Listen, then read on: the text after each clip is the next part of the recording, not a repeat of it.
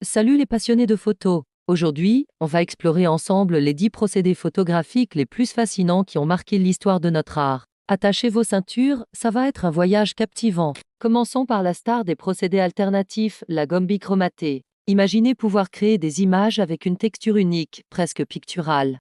C'est exactement ce que permet cette technique du 19e siècle. On mélange du bichromate de potassium avec de la gomme arabique et des pigments, et la magie opère. Les résultats sont absolument époustouflants avec des tons riches et profonds qu'on ne peut obtenir avec aucune autre technique. Enchaînons avec le cyanotype, ce procédé qui donne ces magnifiques tirages bleu cyan.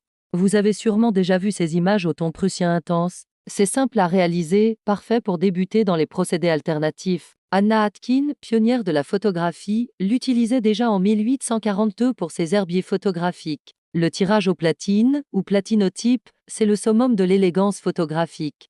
Dame ton subtil, une gamme dynamique incomparable et une durabilité exceptionnelle. C'est pas pour rien que les plus grands photographes comme Irving Penn en étaient fans. Parlons maintenant du procédé croisé ou cross-processing. Les années 90 ont été marquées par ces couleurs décalées, ces contrastes explosifs. On développait des films diapositives en C41 ou inversement, créant ces rendus si particuliers que les photographes de mode adoraient. Le tirage albumine, 5e sur notre liste, c'était la technique du 19e siècle. Dame blanc d'œuf, du sel, du nitrate d'argent. Une recette qui donnait des images d'une finesse incroyable. C'est fou de penser que certains tirages albumines ont plus de 150 ans et sont toujours aussi beaux. Le collodion humide, quelle technique impressionnante. Ces plaques de verre qu'il faut préparer juste avant la prise de vue, développer immédiatement. C'est un véritable rituel photographique. Les portraits qui en résultent ont une présence, une profondeur unique. Le procédé LIT, 7e technique de notre liste, permet d'obtenir ces tirages au ton sépia si particuliers, avec des hautes lumières douces et des ombres granuleuses. C'est comme si vos photos avaient traversé le temps.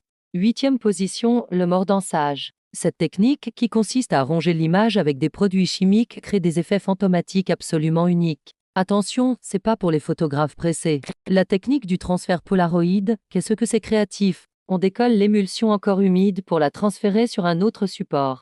Chaque tirage devient une pièce unique, impossible à reproduire. Et pour finir en beauté, le tirage au charbon, une technique complexe mais qui donne des résultats d'une beauté à couper le souffle. La permanence des images est exceptionnelle, on parle de plusieurs siècles. Alors les jeunes photographes, ces techniques vous inspirent. C'est vrai qu'aujourd'hui, avec le numérique, on a tendance à oublier ces procédés historiques. Mais ils ont tant à nous apprendre. Ils nous rappellent que la photo, c'est aussi une histoire de patience, d'expérimentation, de création manuelle.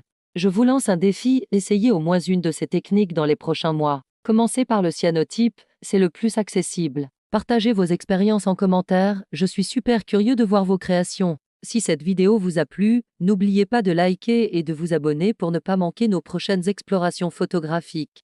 On se retrouve très vite pour de nouvelles aventures argentiques. À plus les artistes!